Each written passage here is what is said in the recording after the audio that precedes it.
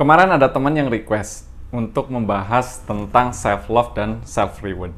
Jadi gini teman-teman, pernah nggak teman-teman itu ngerasa tidak puas dengan diri sendiri? Atau pernah nggak ngerasa sering mengkritik atau menyalahkan diri sendiri atas kesalahan atau kegagalan yang teman-teman alami? Jika jawabannya iya, maka mungkin teman-teman sedang mengalami namanya kurangnya self-love atau cinta terhadap diri sendiri. Itu wajar. Kenapa? Karena memang dalam perjalanan hidup yang penuh tekanan dan tuntutan ini, seringkali kita melupakan untuk merawat diri sendiri.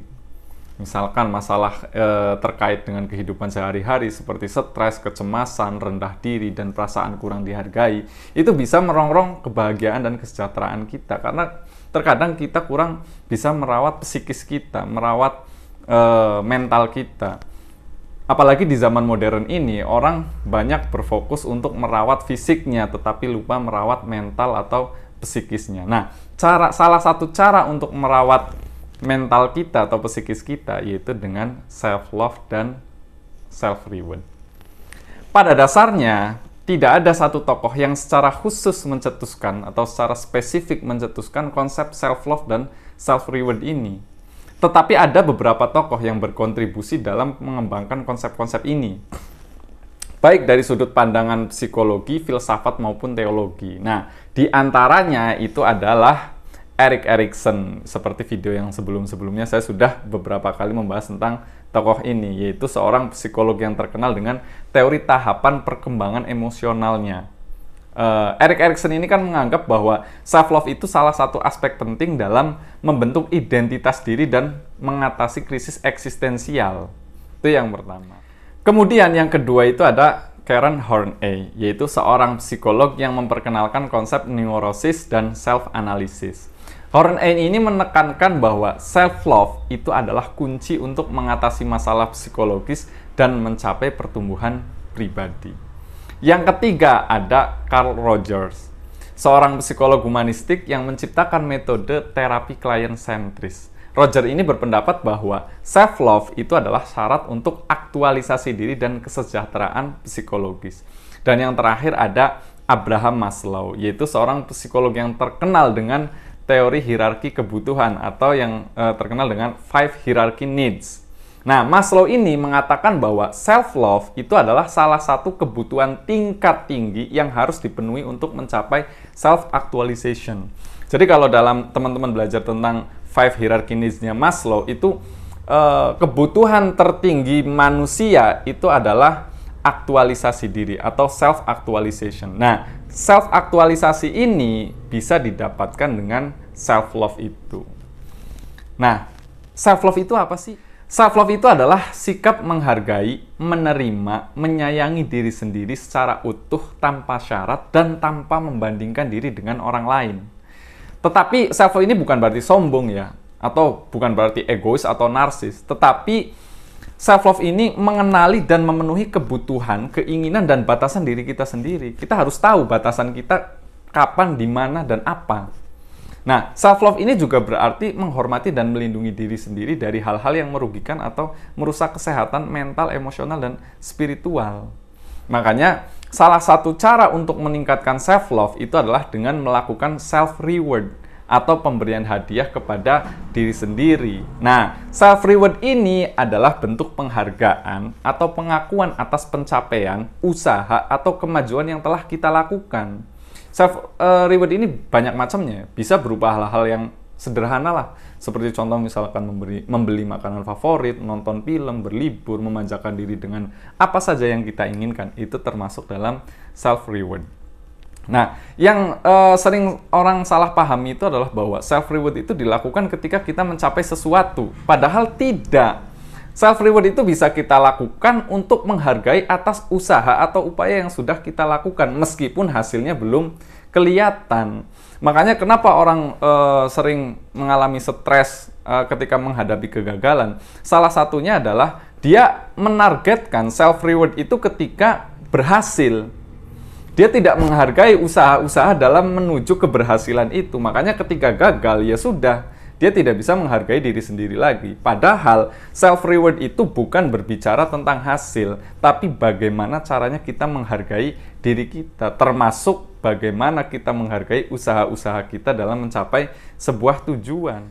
Makanya, self-love itu adalah pondasi dari kesejahteraan emosional dan mental kita. Ini melibatkan penghargaan terhadap diri sendiri, penerimaan atas kelemahan dan kekuatan kita, dan kemampuan untuk mencintai diri kita apa adanya. Nah, biasanya nih, beberapa masalah yang terkait dengan kurangnya self-love itu diantaranya misalkan rendah diri, jadi ketidakpercayaan diri dan perasaan tidak berharga. Yang kedua, ada perasaan terlalu keras pada diri sendiri, atau terlalu mengkritik diri sendiri dan menuntut kesempurnaan. Nah, biasanya orang perfeksionis nih banyak menderitanya di sini karena terlalu menuntut diri dan perfeksionis gitu. Akhirnya padahal yang menuntut itu diri sendiri, tapi yang menderita juga diri sendiri gitu. Dan yang ketiga itu ada kecenderungan meremehkan diri. Merasa bahwa kita itu tidak pantas mendapatkan kebahagiaan, tidak pantas begini, tidak pantas begitu. Dan yang terakhir itu adalah negative thinking, atau sikap negatif terhadap diri sendiri yang menghambat pertumbuhan pribadi. Nah, ini masalah-masalah yang berkaitan dengan self-love. Ada juga misalkan yang berkaitan dengan self-reward. Self-reward ini kan cara untuk memotivasi diri kita sendiri dan mengenali pencapaian-pencapaian kita. Sekecil apapun. Makanya sekecil apapun pencapaian yang kita lakukan, kita harus menghargai kita, menghargai diri kita. Ini penting. Kenapa? Untuk menjaga semangat dan memberikan diri kita dorongan positif.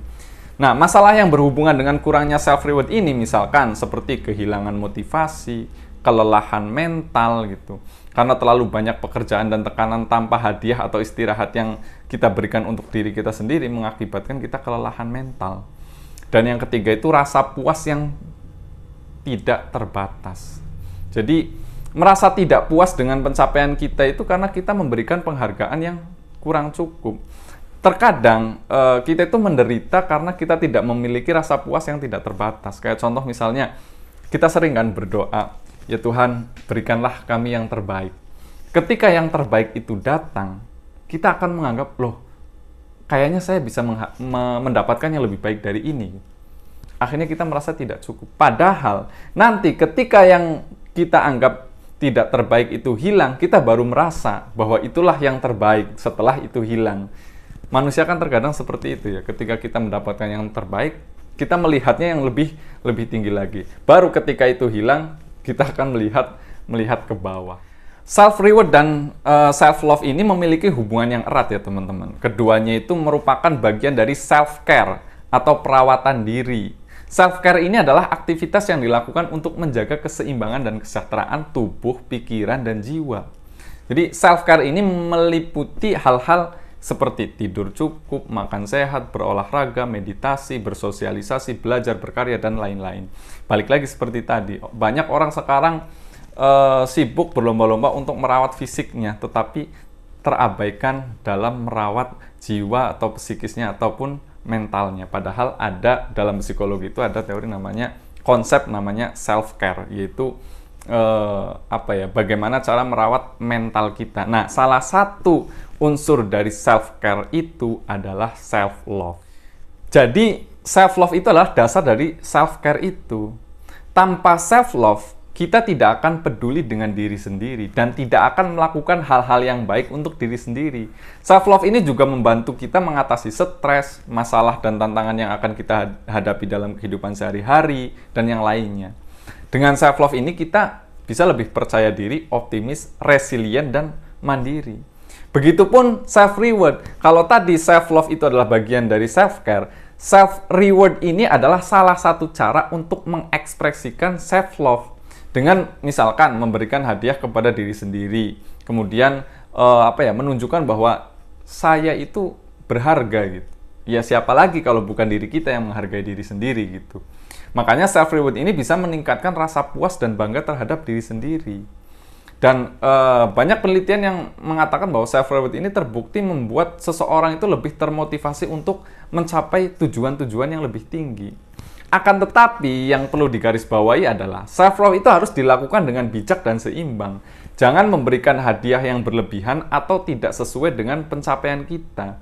Jangan juga misalkan menggunakan self-reward ini sebagai alibi untuk menghindari tanggung jawab atau masalah yang harus diselesaikan.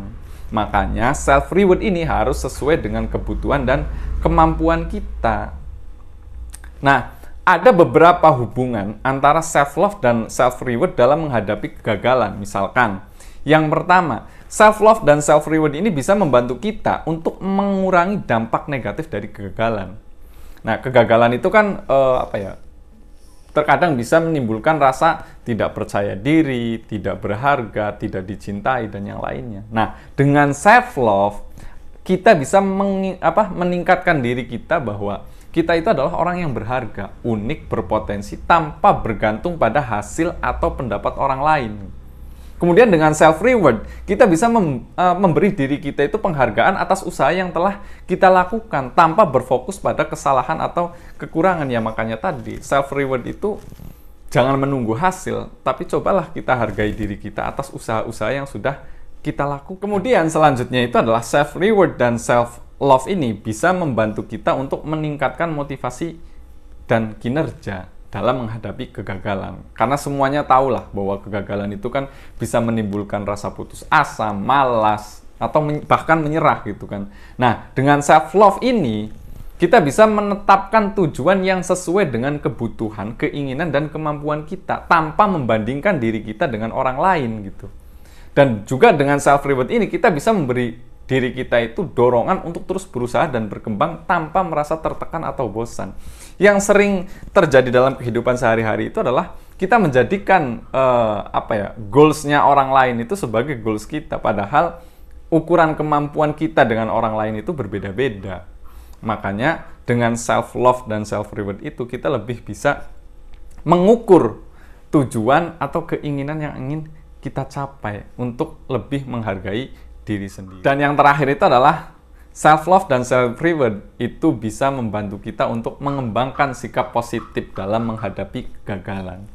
Semuanya tahu bahwa kegagalan itu bisa menimbulkan rasa marah, sedih, takut, dan yang lainnya. Tetapi dengan self-love, kita bisa menerima dan mengelola emosi kita dengan baik tanpa menyalahkan diri sendiri atau orang lain. Dengan self-reward, kita bisa merayakan dan menikmati proses belajar dari kegagalan itu tanpa merasa bersalah atau malu. Makanya sering-seringlah kita menghargai diri kita sendiri. Kalau bukan kita yang menghargai, masa kita mau menuntut orang lain untuk menghargai diri kita? Makanya, sudahkah teman-teman hari ini menghargai diri sendiri? Atau sudahkah teman-teman sudah menghadiahi sesuatu untuk usaha diri sendiri? Kalau ada teman-teman yang pengen request pembahasan, tulis di kolom komentar.